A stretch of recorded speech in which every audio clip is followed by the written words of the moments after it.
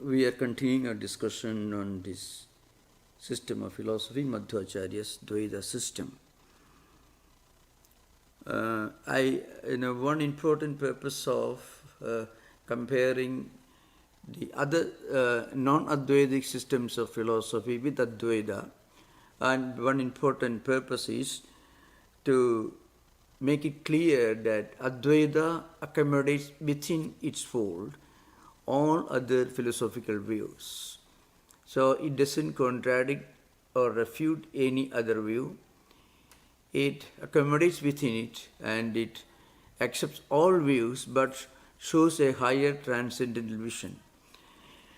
To drive home this idea, as we are approaching the end of this discussion on Madhva system, I want to make a few important observations. Of course, today we are discussing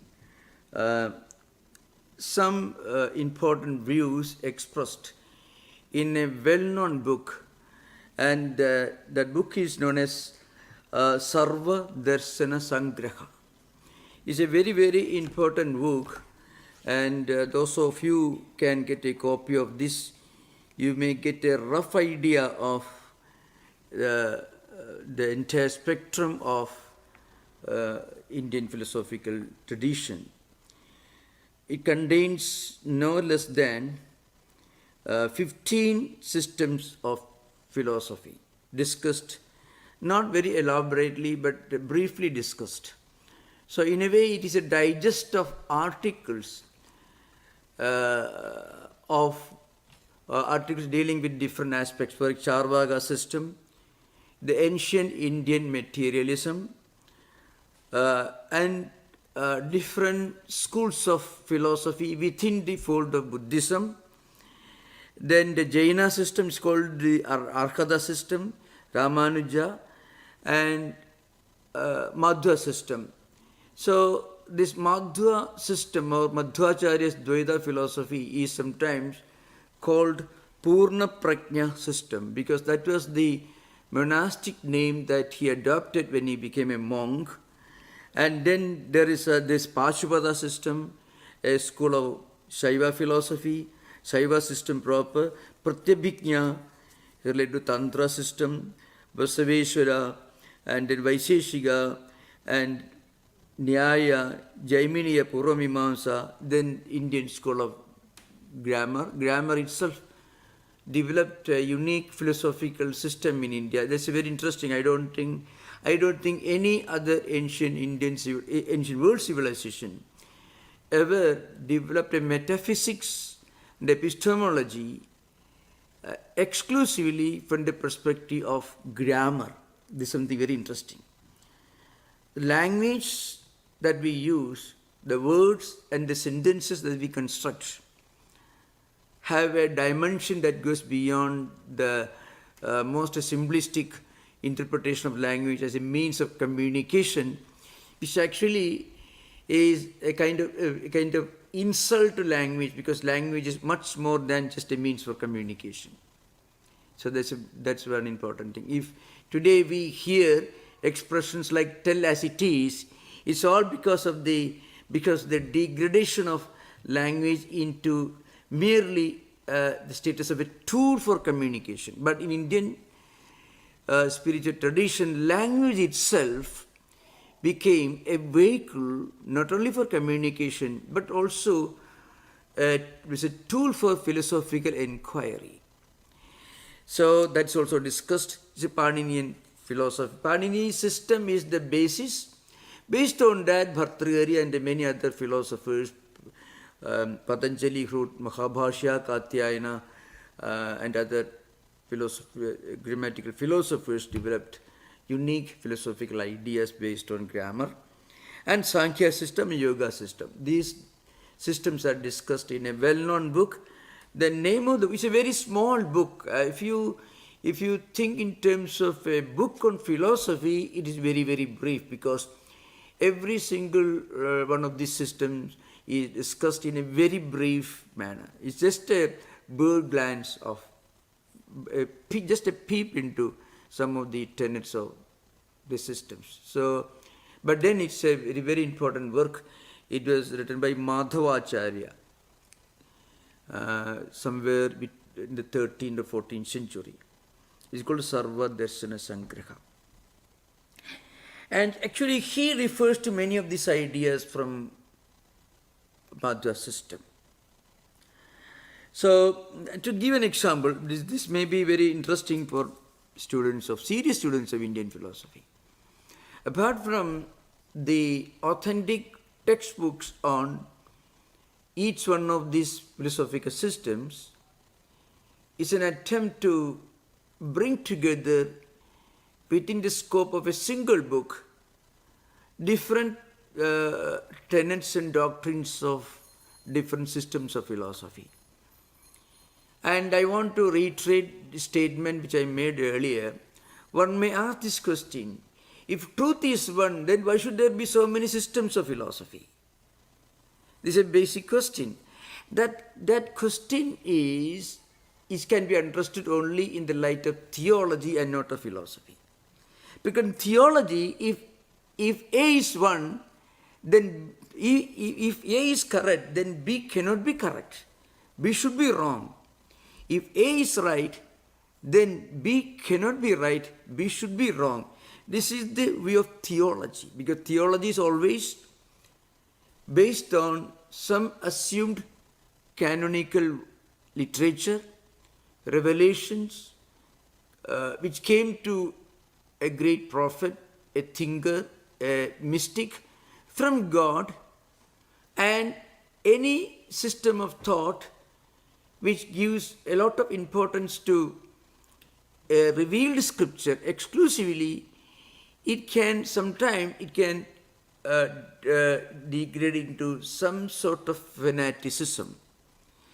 So here also you find a lot of references to revealed scriptures.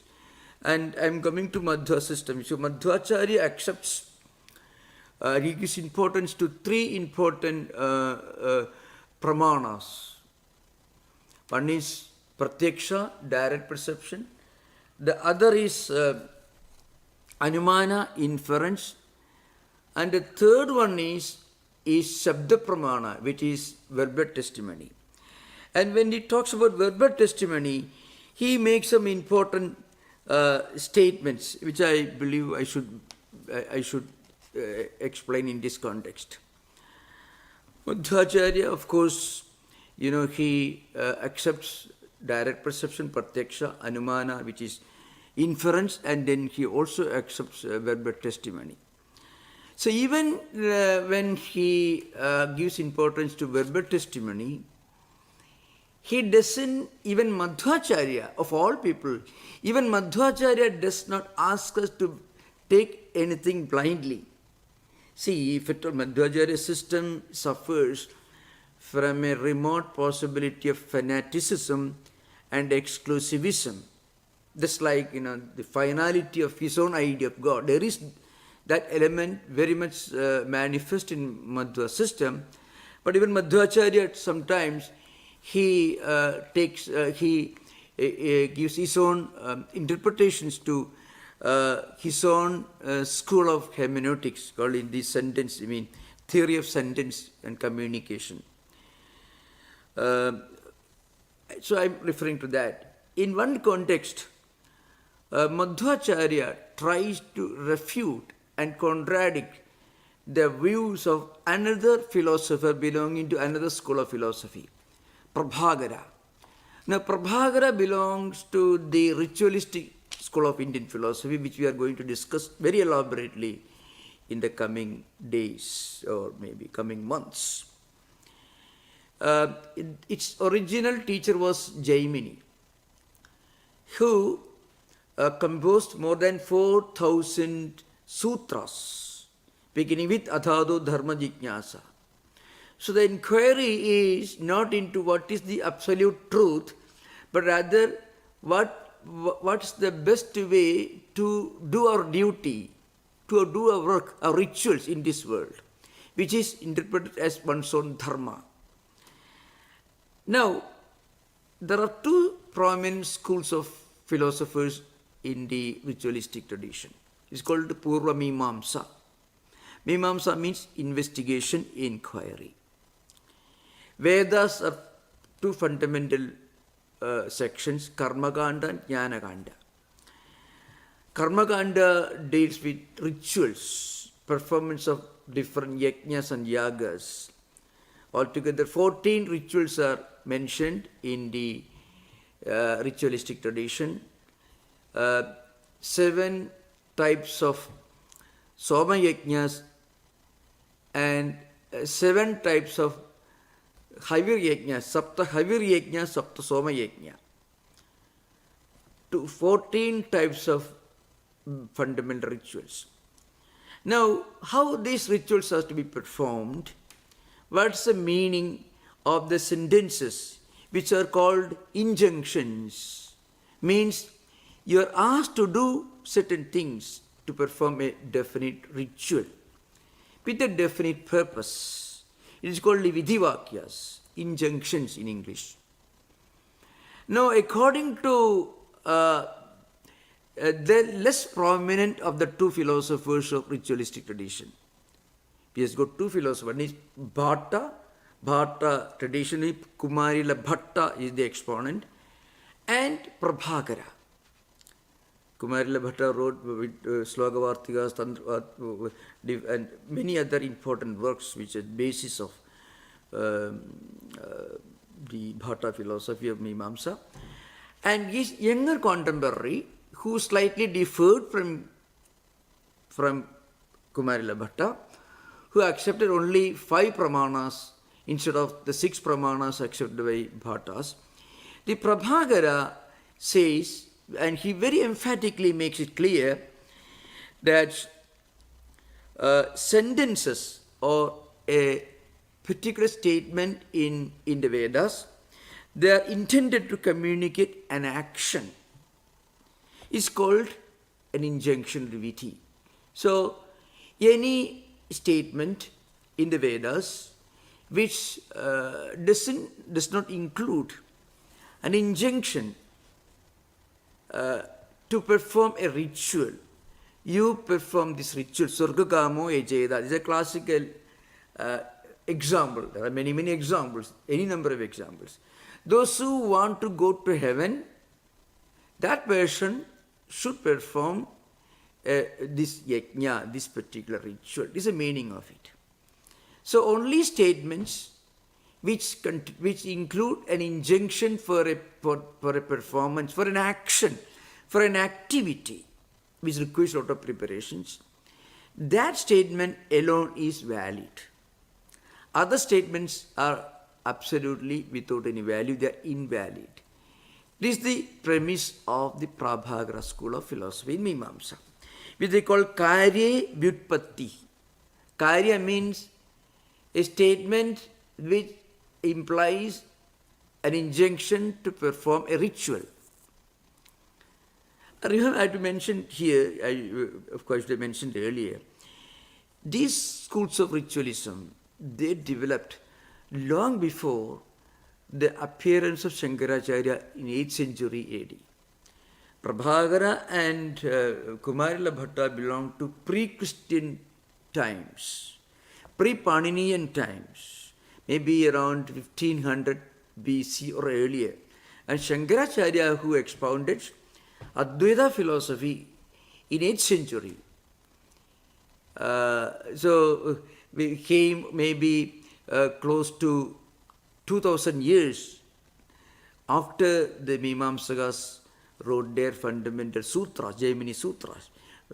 So the point is, according to Prabhakara school, Karye Vyutpatti, that means if there is a statement in the Vedas which mentions a karya means something to be achieved, an effect to be produced, karya means effect, some result to be attained through a particular activity or action.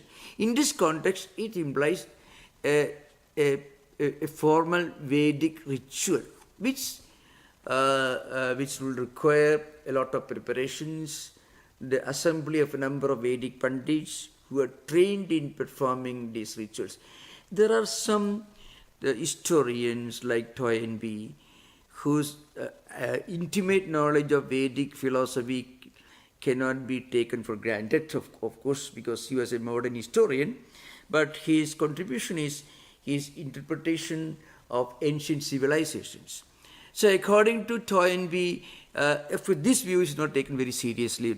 He says there is some connection between the ancient pre-Christian Jewish rituals and some of the Vedic rituals. This again is not very much accepted, not necessarily contradicted, but not eagerly accepted by comparative historians or philosophers.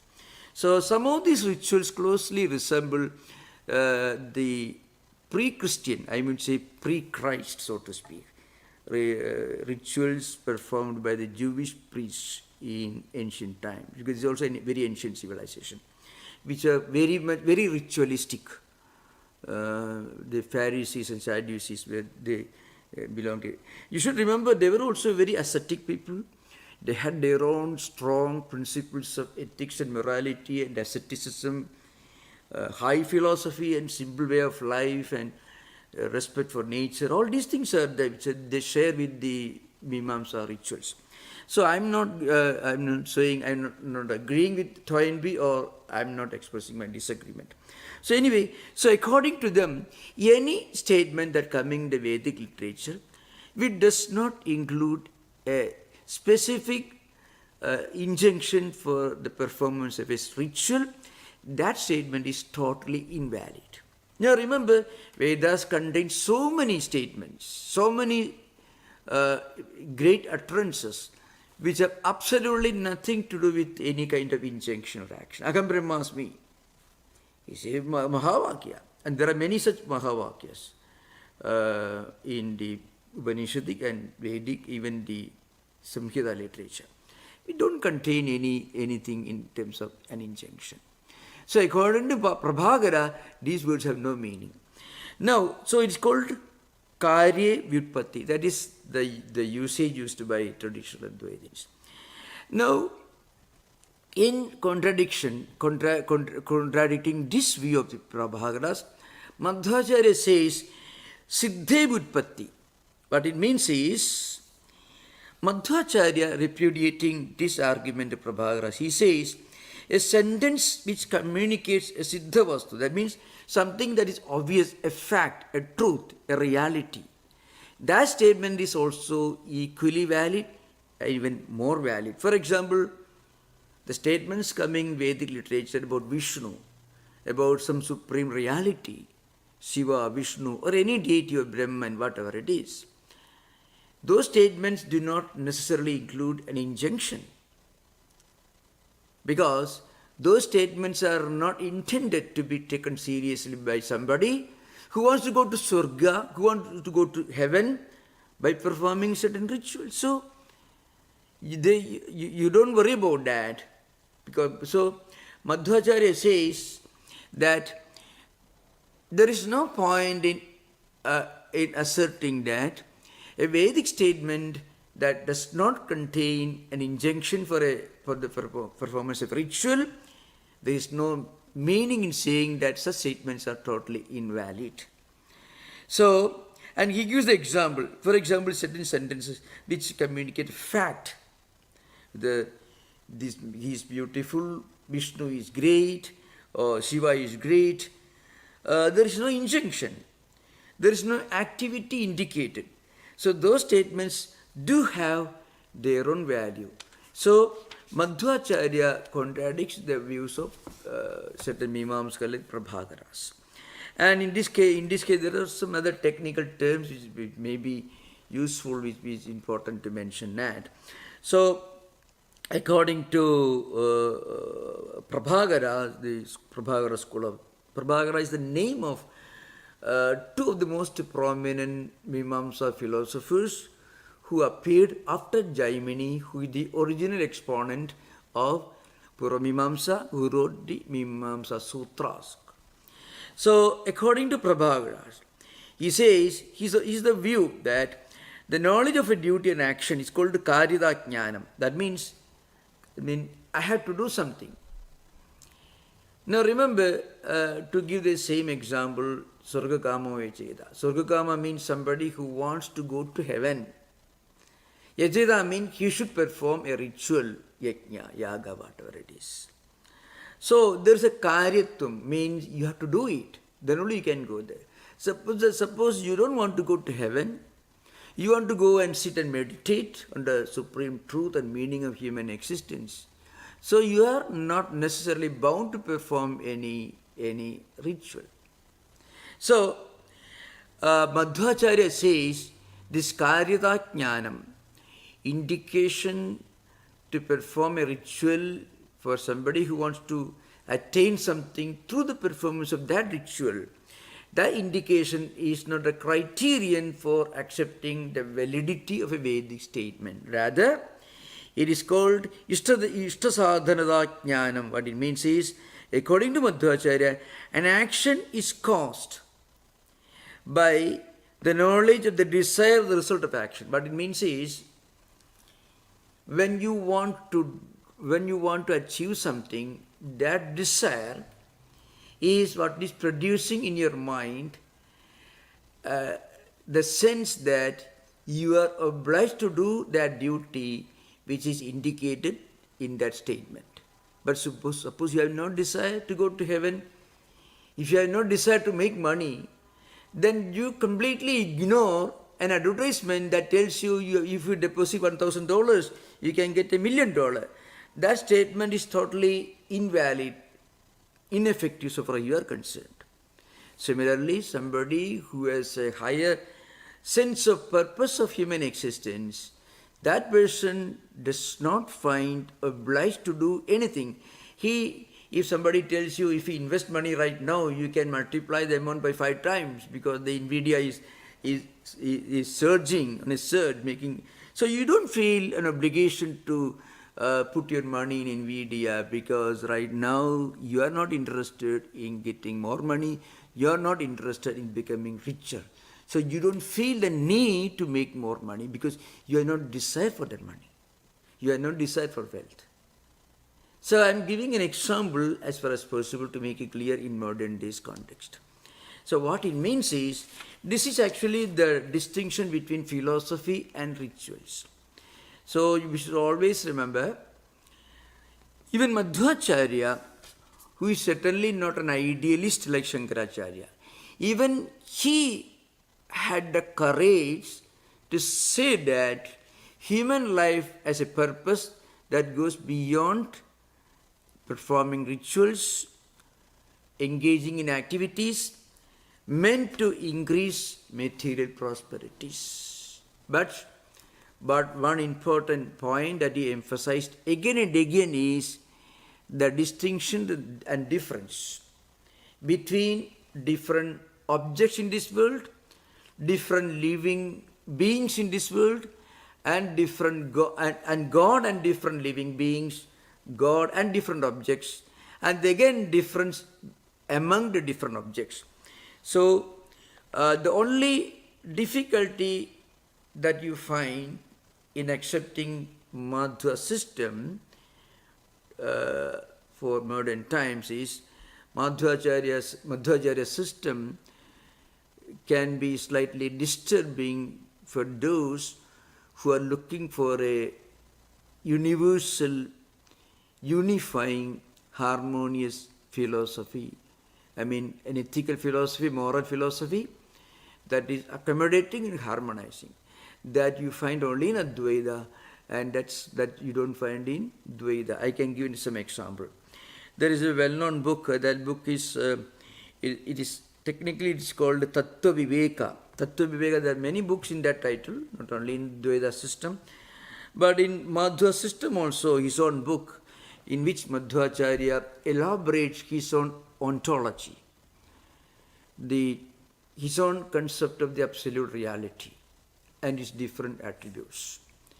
So well-known, it's not as important as his bhashyas on Brahma Sutras or Gita, but it is also very important for those students who want to know the essence of Madhvacharya's ontology.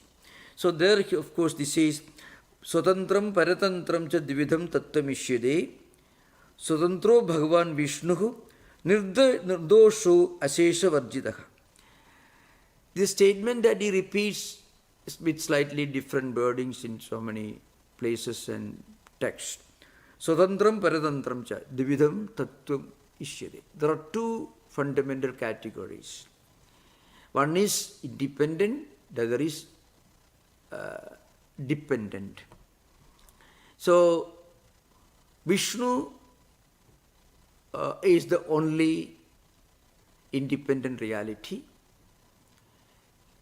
All other beings are dependent. And Vishnu is Bhagavan Vishnu Nirdoshaga Asesha Sadgunaha.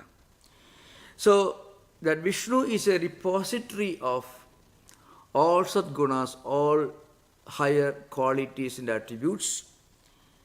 And also, the Vishnu is devoid of any drawbacks or any imperfections. This is the fundamental thesis of Madhva system. In a way, this is also more or less the ontological view of Ramanujacharya. There are some minor differences. In the same book, the discussion continues. I shall just read this well known. It's a very famous statement which is studied very seriously for the students of Madhva system. Of course, sometimes, there are different views, and those views are also expressed in this context. Now, in his doctrine, this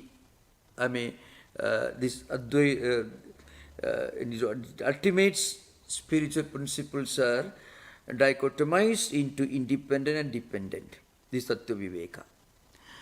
Now, sometimes in the Sarvadarshana Samgraha, the idea is put forward in the form of an argument between Advaitins and Dvaitins. Now, they assume that Advaitins may ask this question. Nanu sajadiya vijadiya sogada nanatva shunyam brahma tattvamidi pratipādakeshu vedanteshu jagarukeshu katham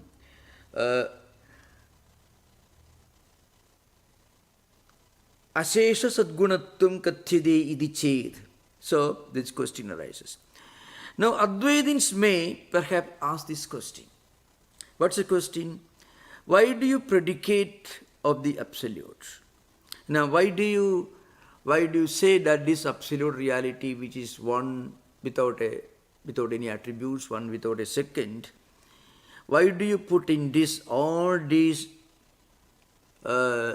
inexhaustible excellences of perfections and qualities? So you can imagine, that is, Vedanteshu Jagarugeshu Katham Asesha Sadgunatvam. Asesha Sadgunatvam means all this inexhaustible, all absolute qualities and characteristics and attributes are attributed to qualities. For example, Vishnu is omniscient, all-knowing, immanent. It is the only independent entity, supreme in everything. So why do you put all these attributes with regard to Brahman, which according to Advaitins are supposed to ask this question. And according to Vedic statements, this absolute reality is Sajadiya, Vijadiya, Sogada, Bheda, Shunyam. Now I should explain this, a bit technical. There are three types of differences which are normally mentioned in Vedantic literature. It is called Sajadiya, Vijadiya, Sogada. Now, Sajadiya means difference of the same kind. For example, the same tree, the leaves, the fruits, the flowers, the branch, etc. They are different. That kind of difference is called Sajadiya, belonging to the same species. Same tree, but there's a difference between a leaf, a fruit, a flower, and a branch. that kind of difference, it does not exist in Brahman according to Shankaracharya's Advaita. Then there is another kind of difference, Vijadiya. Vijadiya means of different species. For example, two trees of totally different species. For example, one tree may be a tree and a hill equal Vijadiya. Two totally different species. Two trees can be called Sajadiya. Two trees can be Sajadiya, but a tree and a hill are Vijadiya, two different. Swagata Bheda means the same tree, different entities within the same tree. So according to Advaita, there is no Swagata Bheda, no Sajadiya Bheda, no Vijadiya Bheda in Advaita. But according to Ramanuja's system, Ramanuja does not accept Sajadiya and Vijadiya, but he accepts Swagata Bheda. So I shall try to make it little more clear, maybe. Three types of differences. And according to Advaita Shankaracharya, these differences are totally non-existent. Brahman is the only reality. Everything else is only of a vyavakharika or empirical relative reality. The absolute reality is Brahman only. Everything else is empirical, vyavakharika, existing for some time, but not existing for all time.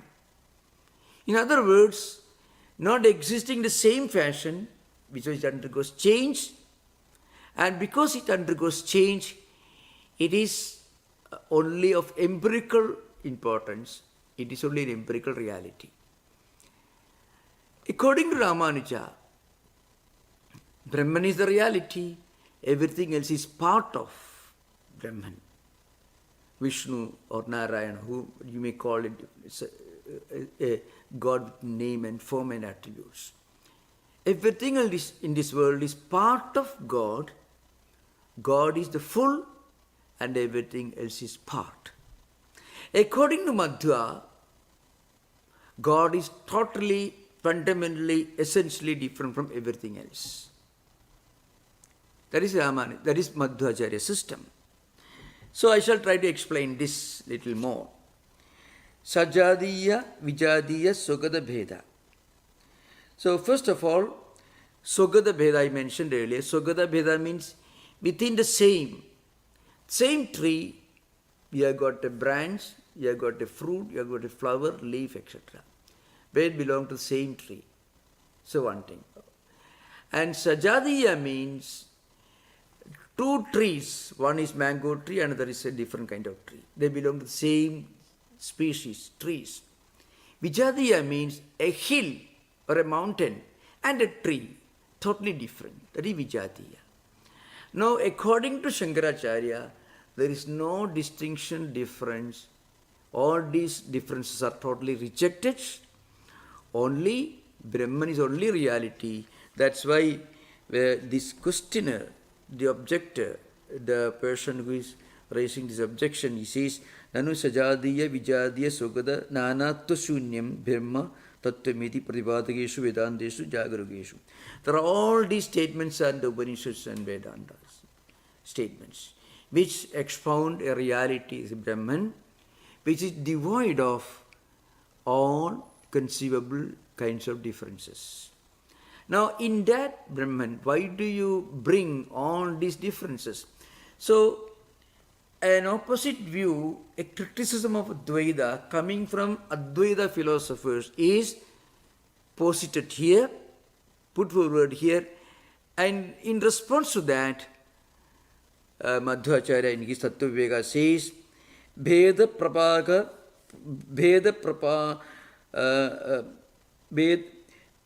so I shall try to explain. Veda prapapaka bahu pramana vidodhena tesam tatra pramanya anubhavatehe. So what he says is, difference is what we actually find everywhere. He says, all these texts of Upanishads, they posit duality.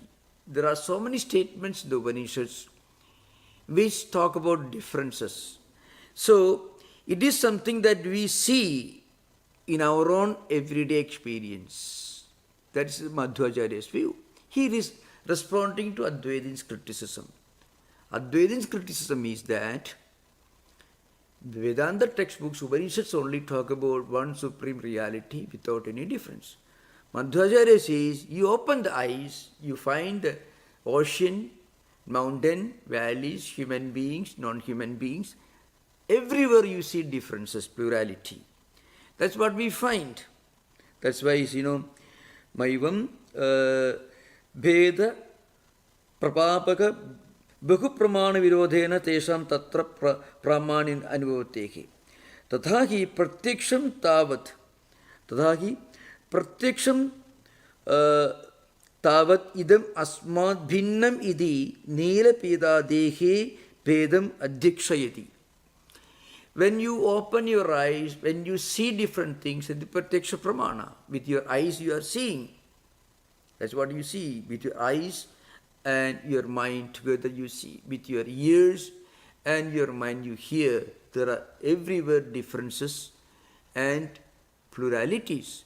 So, if you say that everything is the same, as Advaitin say, it is against direct perception. This is Madhvacharya's response. No, here we have to remember, according to Shankaracharya, whatever you see with your eyes and mind, for that very reason, it is only related to you. So you can see totally different way of looking at the same Upanishad statements.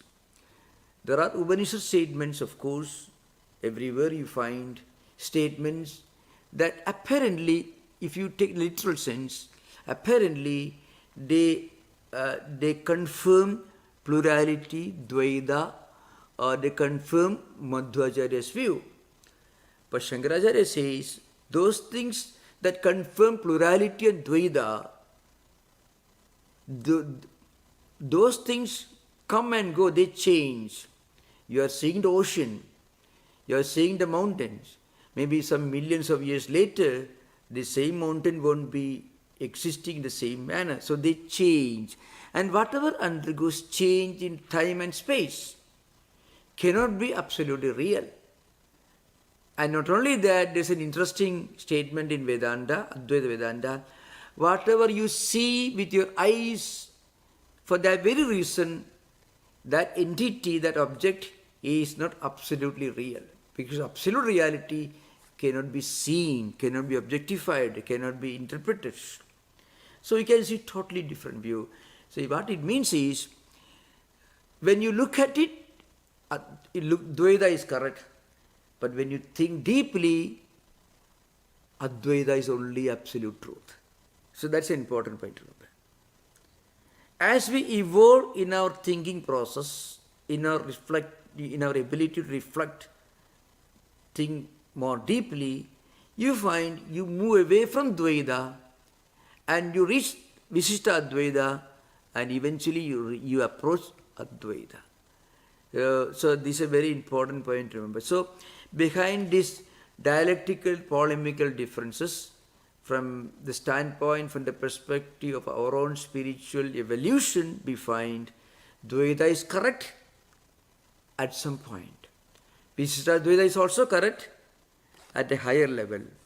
At the highest level, you find Dvaita and Visishta Dvaita, they do not become incorrect, but a higher perception comes to our mind. At that time you realize at a higher level, Advaita is only reality. So you can see, even when we evolve in terms of our common sense, when we become more aware of the reality around us, then we intellectually get the conviction that Advaita is the only absolute reality. That's why Advaita ends with silence, beyond words, beyond empirical, beyond thoughts, beyond talks, beyond words, beyond verbalizations. So, while explaining these contradictions between different schools of philosophy, we should always remember that Advaita ultimately is the supreme spiritual experience. I can give a few more examples of how Dvaitins view Advaita and how that view can be understood in a better perspective from the Advaitic standpoint. So a few more examples I shall give. It's very important. Here, Madhvacharya continues in his discussion.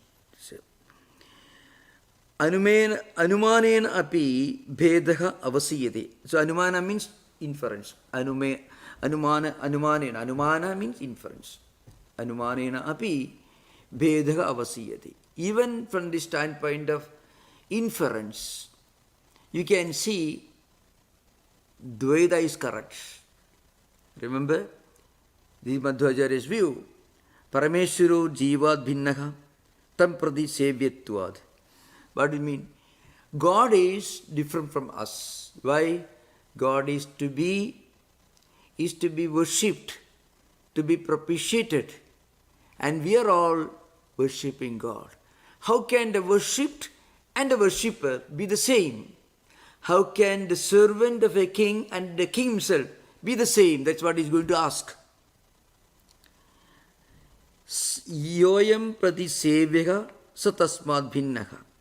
So, you are serving, a servant is serving the king. Naturally, the king and the servant cannot be the same. So, you can imagine very, very simplistic arguments. To understand the greatness of Advaita, it is enough to read Madhvacharya. The best way to understand the greatness of Advaita is to read Madhvacharya. Instead of reading Shankara, you read Madhva, you understand the greatness of Advaita. That's why I'm reading this. Again, the statement, Anumanena api bhedaha avasiyate. Even not only pratyaksha. So he gives the example of pratyaksha pramana means direct perception.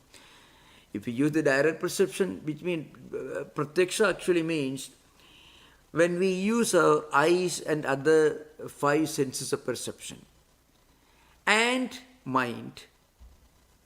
Through eyes we see when mind eyes come together. Through ears you hear when mind and ears come together. Through the sense of touch we understand things when Tvagindriya, the sense of touch and mind come together. Like that we see. So that is Anumana. So Pratyaksha, of course, clearly shows the reality of Dvaita. That's what Madhvacharya says. Now he says, Anumanenapi. Through inference also, Bhedaha avasiyate. Duality is ascertained, strongly emphasized, clear, made very clear by inference. Example is, God differs from individual soul because God is the object of the obedience by the individual soul. You have to, again that, of course, that's why, Madhvacharya's system shares, in some ways it shares some of the views of Abrahamic traditions. God is to be worshipped. But remember, in Christianity, maybe in Judaism, you can find at the higher mystical level, the difference eventually vanishes. Or the differentiating line, the boundary becomes very thin at the higher mystical level in Judaism and Christianity. So yoyam prati sevyaha satasmad bhinnaha. Then he gives example, yatha bhrutya raja. Bhrutya means servant. Raja means king. King is different from his servant. Nahi sukham me sya dukkham me na managapi iti purushartham arthayamanaha purushaha subhadibadam kamayamanaha satkara bhrajo bhaveyuhu. He gives an example. For example, those who want to get higher, to realize the higher purposes, purusharthas, dharma, artha, kama, moksha, four important values of human life. What they do, they should pray to somebody who can give them, who can grant them these attainments, fulfillments. Similarly, a servant, if he wants to get something from his king, his master, he should make very clear that he is inferior and his master is superior. If he, by any indication, if a servant says something that indicates that he is as great as the master, that very moment the servant will be imprisoned, put a luncheon. And Madhvacharya actually comes to that. See, for example, he says, Subhatipadam kamayamanaha satkara bhajo bhaveyuhu pratyuta sarva anartha bhajanam bhavanti. What happens is, because when human beings, if they want to attain their purusharthas, they may have pleasure. That means, sukham me syad, dukkham me na syad managabe. I should get enjoyment, I should be happy, I should not be unhappy at any point.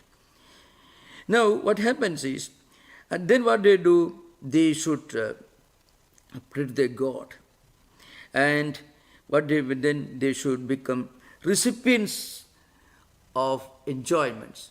But at any point, if they show any kind of sense of equality with their master, then they become the recipients of all kinds of evil.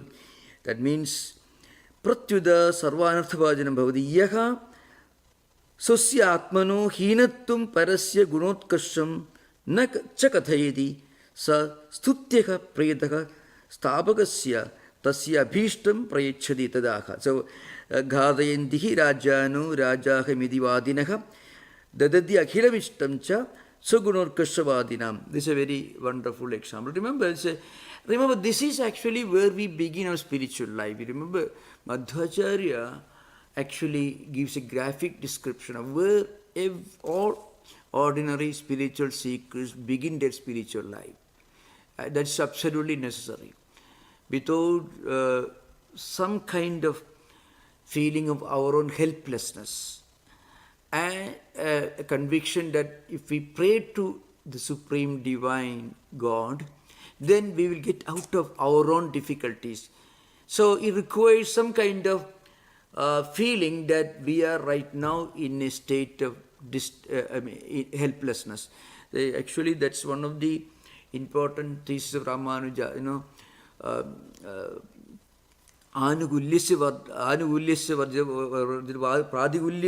See, Anugulyasa Sankalpaha, Pratigulyasa Varjanam, Rashasiddhi Vishwasa Goptrutta Varanam Tatha Atma Nikshepa Karpanne Shadvidha Sharanagati.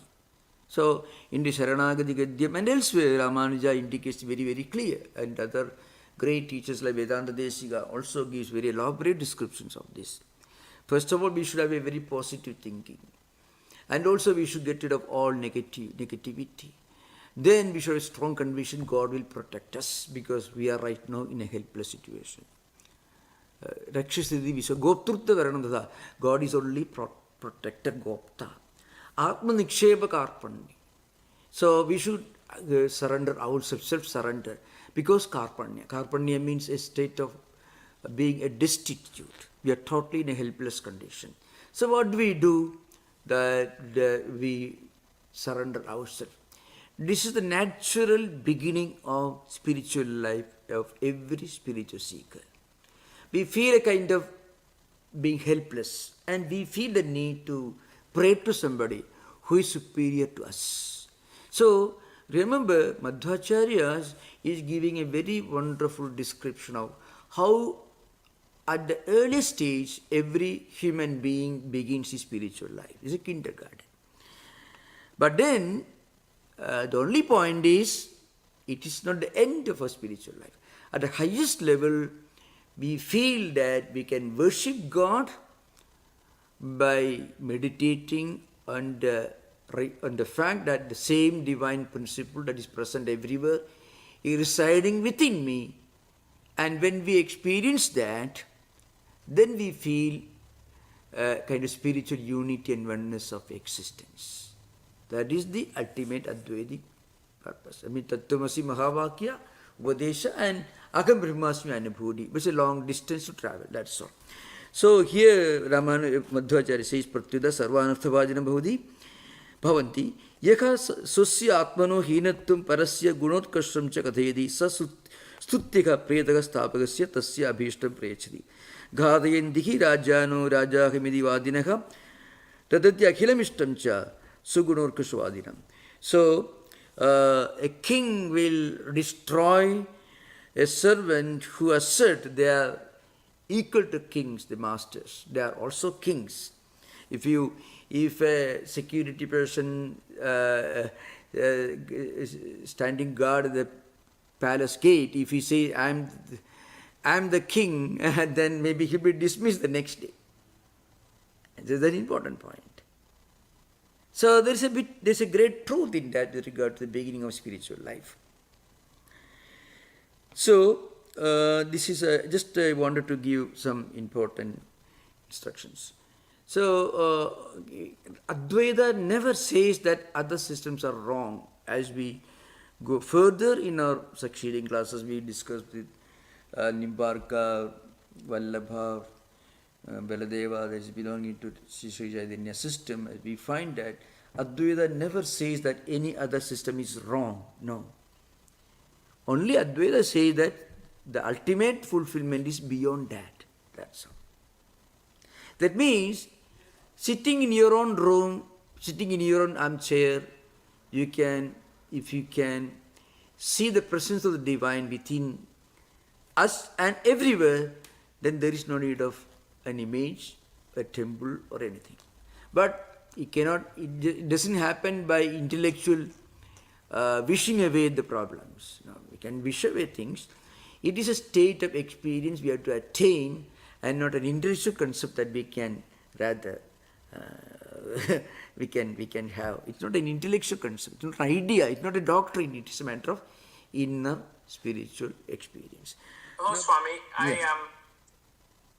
Yes. My question is, you touched on it a little. How is it that Brahman is described to be Sachit Ananda? Isn't that a limitation? Isn't that ascribing attributes? Yeah. Very, very important question. This is actually the question you raised was raised by Madhvacharya, Ramanuja, all of them, Vallabha, everyone. The point is, Advaitins will tell you, when you use a text, a book, or a discussion, then you have to use language. Even to say something about Brahman which cannot be explained, which cannot be talked about, which cannot be defined or described, you have to use language. So, all books belong to Dvaita level. The Upanishads, in a way, Madhva is correct. But you remember, Shankaracharya says in his commentaries, the highest level of Advaitic experience is not Satchidananda statement. The highest level of Advaitic experience goes beyond Satchidananda. Aham Brahmasmi, I am Brahman, that statement is not the highest. That statement is only an indicator to the highest. The statement itself is Dvaita, remember. All Upanishad texts are within Dvaita. But the ultimate experience that are expounded in the Upanishads is beyond Upanishad texts, Upanishad books. That is our inner experience. And that's a very, see, if you go to the Gospel of Sri Ramakrishna says, if you drink milk, sweet milk, let's say, the sweetness can only be experienced. But you cannot write a book and convince anyone what sweetness is like. Better thing is to make him drink a glass of sweet milk. Sri Ramakrishna said in his own simple language. But Sri Ramakrishna lived in modern times. So, and Shankaracharya makes it very, very clear. Advaita experience is vajam agocharatvad. Words cannot see, words cannot explain, words cannot expound. And anyone who belongs to a Judeo-Christian tradition, I can always refer to Eckhart, Meister Eckhart. The closest system of philosophy that you find outside Vedanta tradition is Mr. Eckhart. Of course, he had to pay. We don't know what happened to him. He was called to Rome and he was a Dominican priest. So, you find the point is, if you read the Inner Castle of St. Teresa of Avila autobiography writings, you can see she is writing what she is writing from a level that goes beyond writing, beyond words. But then, they could not have put it as a theological doctrine within Christianity without losing their head, without being burned at stake at that time. So that's an important point to remember. So, Satchidananda is an attempt to explain what is beyond explanation. To the end of the Chatussutri, which is the essence condensation of Brahma Sutra Bhashya, Shankaracharya says, when you realize, when you actually experience the meaning of the essence of Aham Brahmasmi, then you go beyond the Aham Brahmasmi expression. The phrase is transcended when you reach the experience. So the problem is, this is not frequently understood. Even think of, I can give another simple example of how Advaita is so terribly and in a laughable manner misunderstood. See, for example, Advaitins tell you whatever changes is not absolutely unreal. I am sitting here reading this book, this is a fact. But that I won't be sitting here reading this book and talking like this for eternity. After 7:30, I will be away from here. So the fact of my sitting here talking about Advaita is only something relative, it's the empirical. It's only 90 minutes, 95 minutes, or maybe 100 minutes. So also this entire cosmos, what you call Jagat, the world, if you think in terms of Big Bang or the Big Crunch, if you're talking about, you may think in terms of billions of years. But the difference between billions of years and 95 minutes I'm sitting here talking about Advaita is only the difference, only one of degrees, not of kind. The cosmos is limited to billions of years. My class is limited to 95 minutes. Difference in degrees. So Advaitins tell you it is empirical, it is vyavakarika, it is relative. Simple common sense. So in one way, Advaita is the meaning of the simplest possible common sense. Advaita is pure common sense, actually. You may wonder why the great thinkers suddenly reading about this get caught. Because suddenly because in their own soul, the same Atman is there. Suddenly, when you read a great truth, you are convinced of the essence of it, truthfulness. May not be at the experience level, but it strikes to you, it strikes in your mind as a fact that could be experienced. Maybe not now, maybe later. That's a mystery of how Schopenhauer and other great thinkers suddenly reading Upanishad, after all, it is a fact. They felt. That's a reality. In other systems, you have to wear your mark in a specific manner. You have to gopi chandana, you have to sandal paste, you have to specific. If you go to Google, you can see the sandal paste marks of with the Madhva system, Ramanuja system. You get different kinds of, and you have to wear. It's perfectly okay. Shankaracharya will okay, fine. But he says, there is another level. That's what he says. Go to primary school student. Don't tell him you should go to PhD or nothing. You go to PhD, do very well in primary school, and one day you go to Stanford. But not immediately, after 20 years. That's what Shankaracharya says. He never contradicts, never repudiates all the systems. He says, there is a higher truth beyond all that. That's the idea behind it. Yeah. Thank you for the question. Yeah. Thank you. Namaskar, Swami, for finishing out this second of our lecture series on Madhvacharya. So my question is about this idea that truly wisdom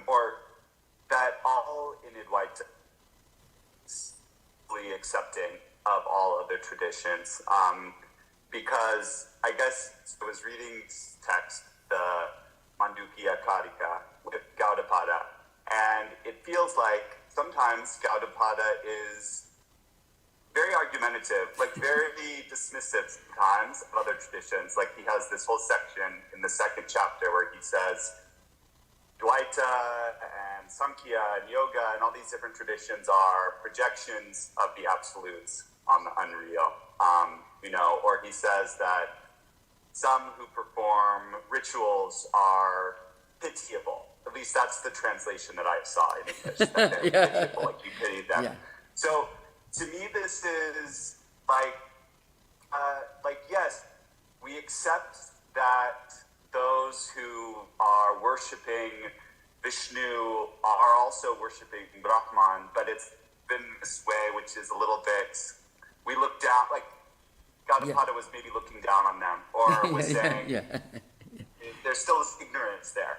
Yeah, I tell you that's a fact. Now, so I shall make a few statements. There are two versions of Mandukya Karika classes in my session. One is the one which I delivered for Stanford University, and another one here.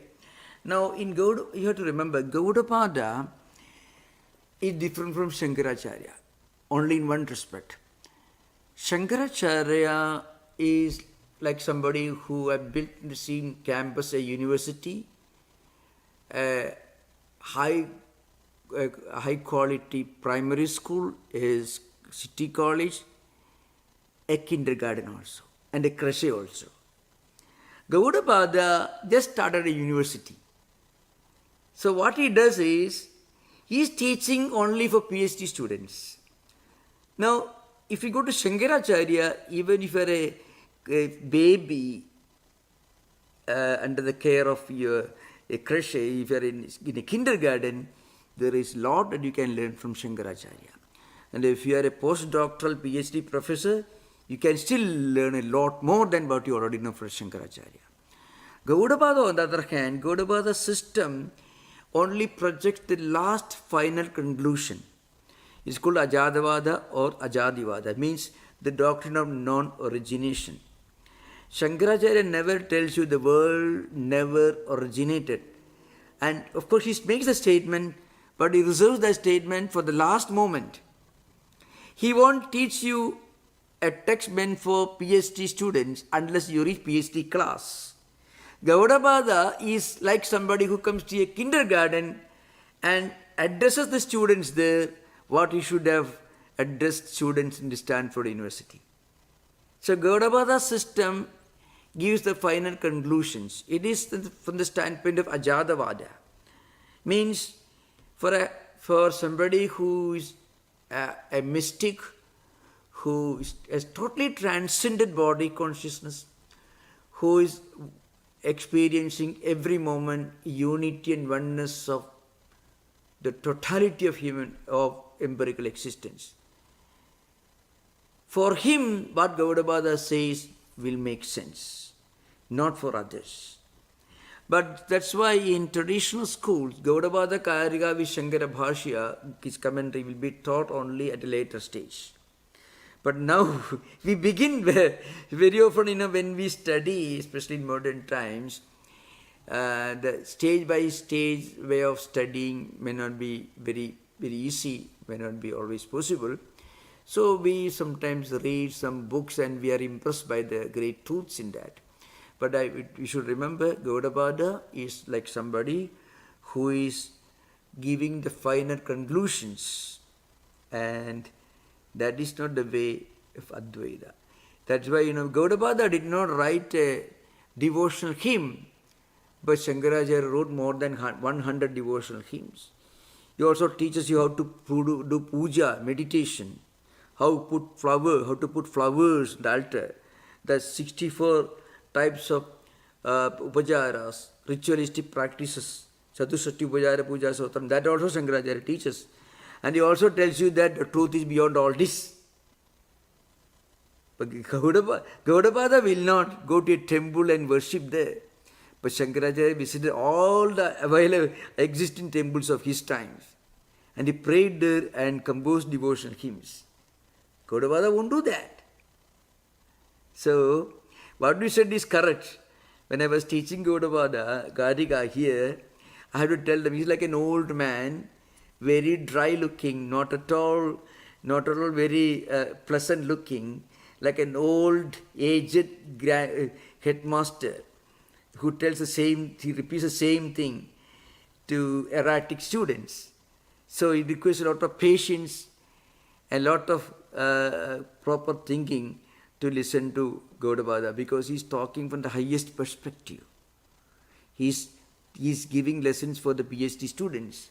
Shankaracharya has got a crèche here, a kindergarten there, primary school somewhere else, a college, and also university. And also, he also talks about the highest level beyond the university. Everything is in one campus. That's a difference. Okay, thank you for the question. I guess what I take from that is there are some in Dvaita who maybe have a stance which is less understanding of other traditions, and then there's some, like Ramakrishna order feels like Ramakrishna feels like he doesn't, it's not that he doesn't care whether you're Dvaita or Advaita, but cares that you're participating in worship of any kind, and he didn't have the same type of, he wouldn't say some of the things that Gaudapada said. Ramakrishna would say, it's great if you worship Vishnu, it's great if you worship Jesus Christ, it's great if you're Muslim, right? He wouldn't say it's pitiable you're doing those things. He wouldn't say those things. I tell you, this comparative study is a modern academic approach. It is not based on spirituality. But because from a spiritual perspective, what Gaudapada says the absolute truth. But he did not ask you to read him and take him seriously. He expects you to read his book only after 20 years of hard study of other books on Advaita. Gaudapada did not expect, when he wrote this in 6th century or maybe 5th century, he did not expect that in 2024, somebody will be picking up a book on Gaudapada Karika from a bookshop and read that without going to the earlier preliminary books. Even if you want to study medicine, if you take a book, buy a book from a bookshop, advanced book for medical practitioners, you won't understand it. But you may understand if you take a small book, let's say home care or something, you will understand it. You can use Neosporin for a wound, you can use in bandage, that you will understand. But if you read an advanced book on medicine, you won't understand it. But doctors don't expect you, medical professionals don't expect you to go and read a book on advanced medicine. They won't expect you. If you want to build a small chair in your home, you can get the small pamphlet, the little small book which explains to you how to take a few tools and build a small chair in your home. But you won't be invited to build a bridge. Remember that. And if you think that you can build a bridge, it's your problem, not the writer's problem. Gaudapada did not ever expect in the 21st century somebody to go and pick up his book and say, oh, he is condemning ritualists. If you reach Gaudapada's level, you also will join him in doing what he is doing. That's an important point, remember. Thank you for the question. Very, very impressive question.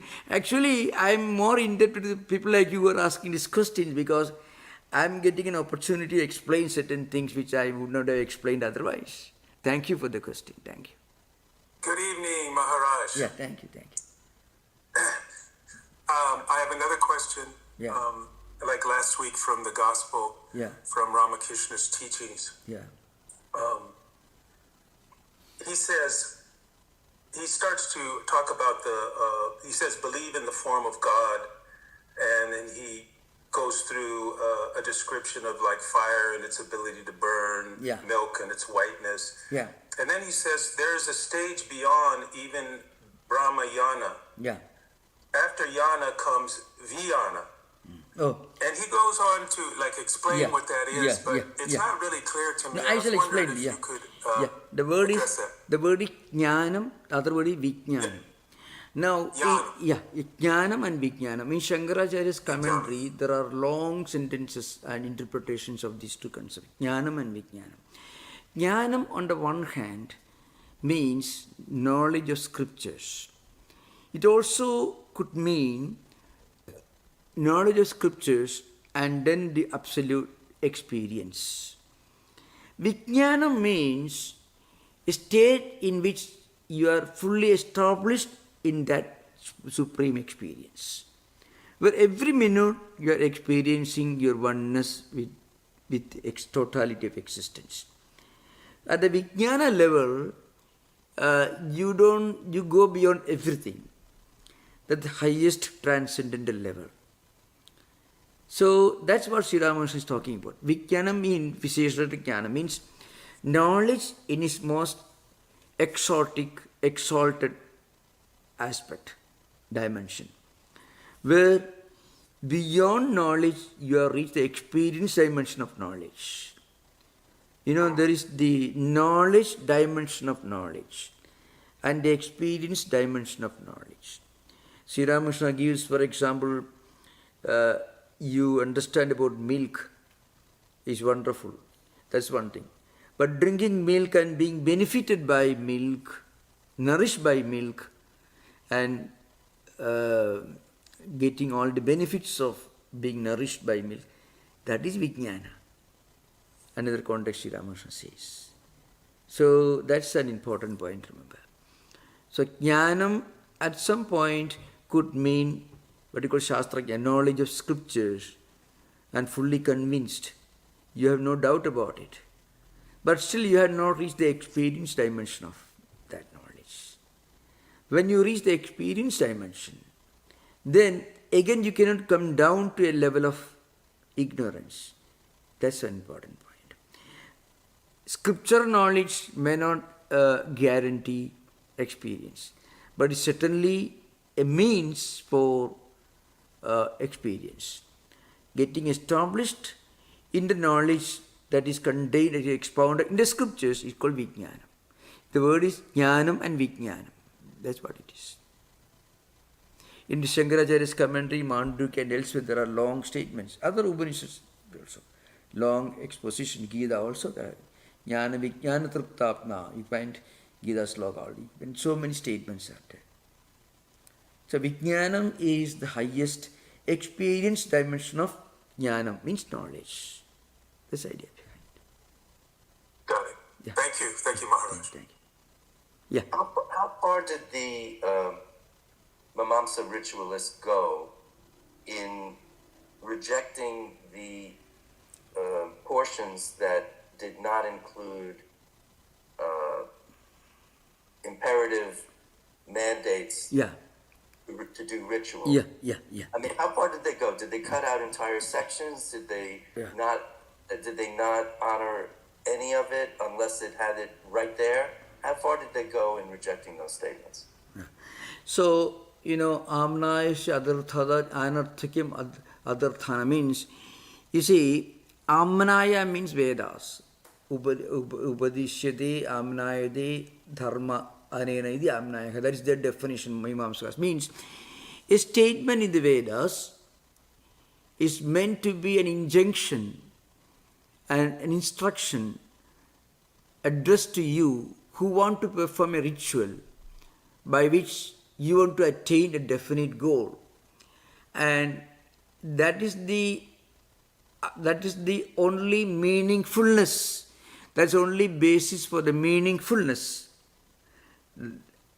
of Vedas. All other statements do not have any specific meaning.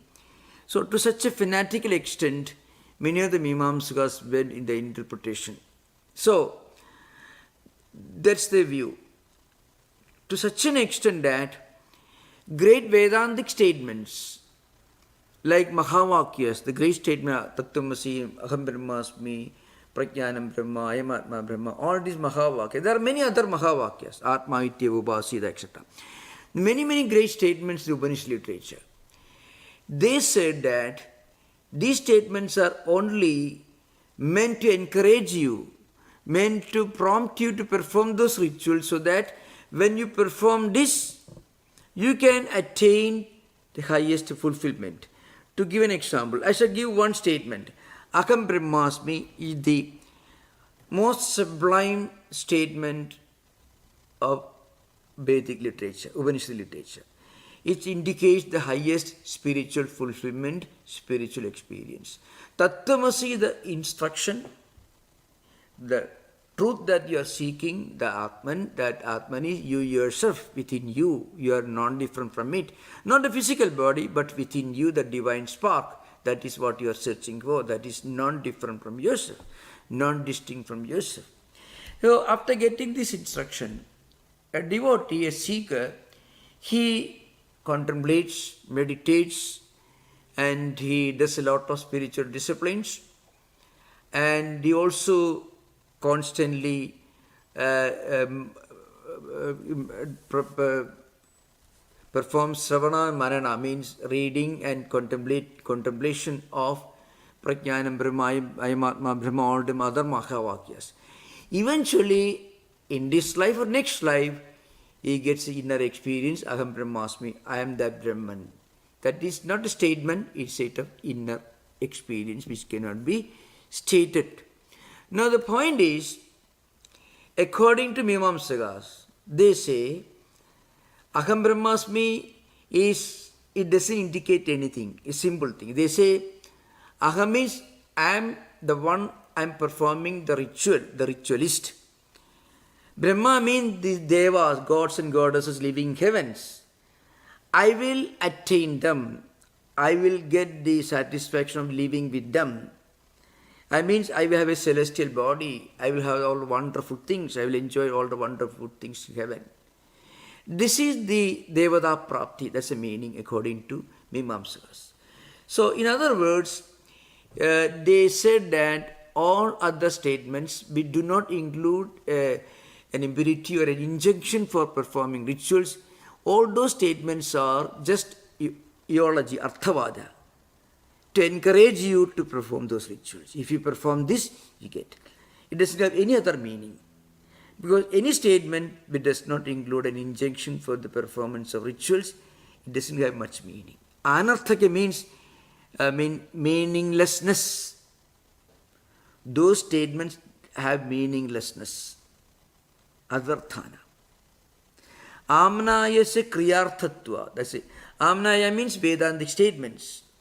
Kriyarthatva means its meaning, its purpose is to teach, to prompt you to perform a kriya, a ritual. That's the meaning. Anarthakim. Therefore, total meaninglessness for statements which do not include this injunction for performance of rituals. I am trying to literally translate the Sanskrit statement. So it's not a very simple English. To put in simple language, what it means is, these statements do not ask me to perform any ritual. So it's meaningless for me.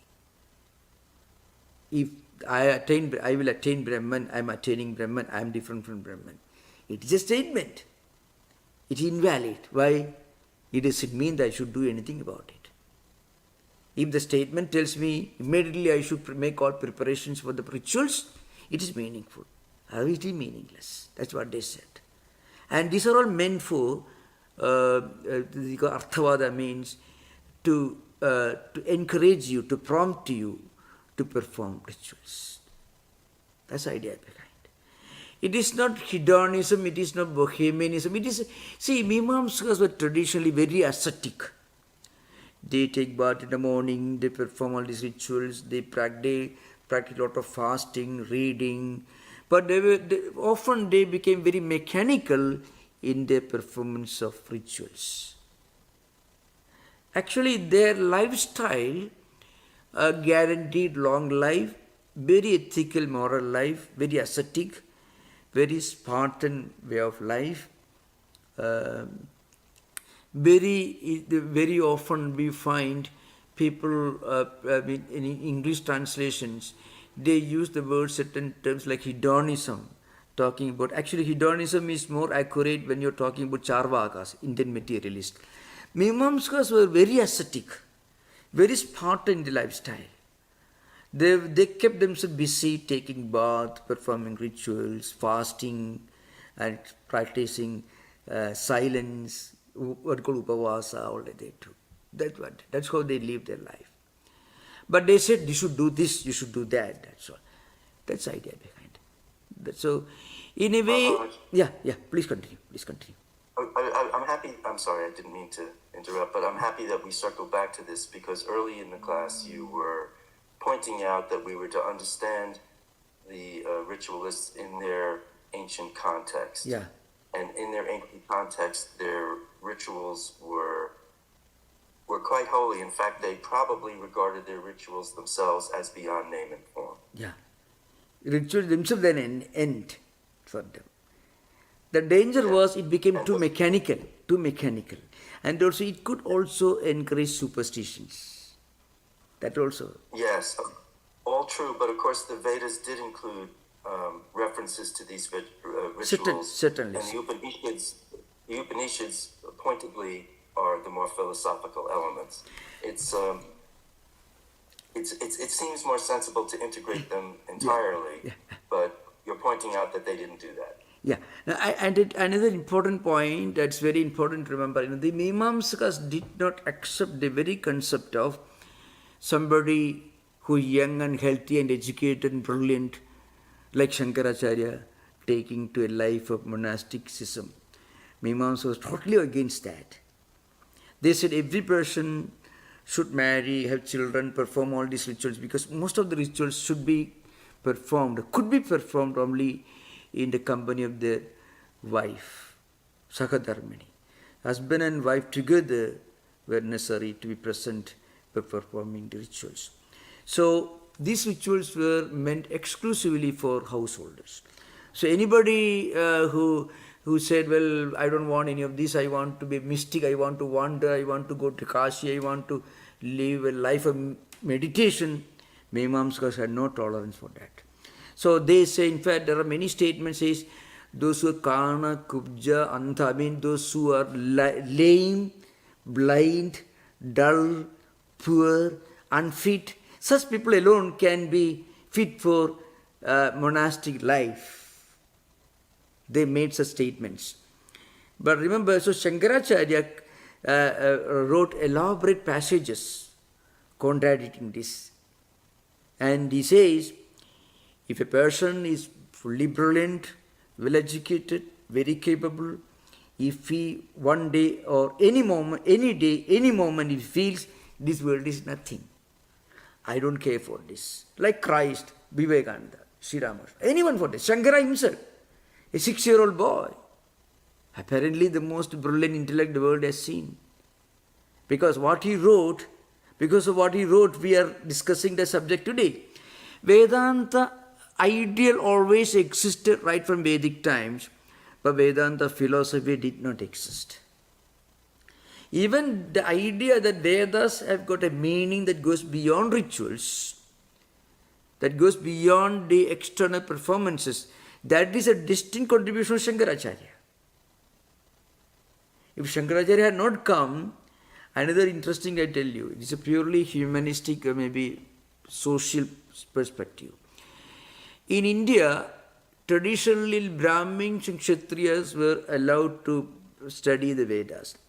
And even among them, only a smaller percentage of Brahmins were supposed to be devoted to Vedic studies. So if Shankaracharya had not come in 8th century, you find this Vedic wisdom, which today is part of world spiritual heritage, which has become universal, it would not have happened. Swami Vivekananda got something to bring to Western world in 1893 because Shankaracharya had written commentaries on the Upanishad, Gita and Brahma Sutras. Because all other commentaries or interpretations of Vedas before Shankara, they always emphasized the ritualistic aspect. The philosophical, the spiritual, the universal aspect of Vedic literature is actually a contribution as a system that came from Shankara. That's why I had to go through a doctorate thesis written by a very, very learned Christian priest in India, to be precise. Very learned, one of the most learned Jesuit priests in India. He's in Kerala. He's an aged man, 85 years right now. He wrote in German because he went to Germany, studied there for decades, and his special area of study, specialization was Mr. Eckhart.